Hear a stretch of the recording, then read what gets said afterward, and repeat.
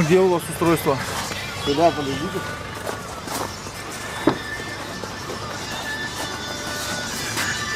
А почему вы им не пользуетесь? Почему у вас малыш по салону там ходит?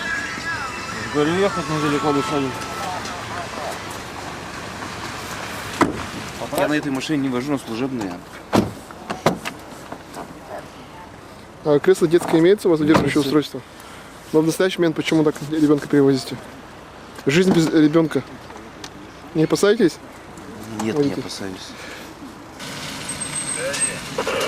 Удостоверение водителя посмотрите. Извините, пожалуйста, вот вы мама, да, являетесь ребенка? Почему разрешаете водителю перевозить? Во-первых, детей? я предупредила службу такси, что мы едем с ребенком. Да.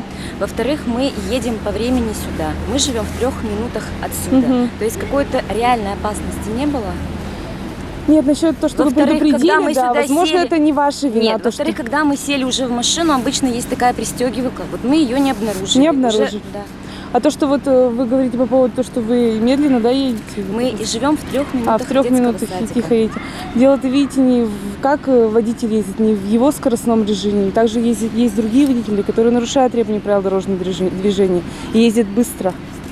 Тем самым, возможно, совершимо быть столкновение со стороны другого водителя. Совершенно с вами согласна. Вот. Количество дорожно-транспортных происшествий, когда дети погибли и получили травмы именно в качестве пассажиров транспортных средств, в текущем году у нас увеличилось более чем на 40%. На сегодняшний день зафиксировано 45 таких происшествий. В 32 случаях в автомобиле находились дети в возрасте до 12 лет, то есть именно та категория, которая в соответствии с правилами дорожного движения должна перевозиться с использованием специальных удерживающих устройств.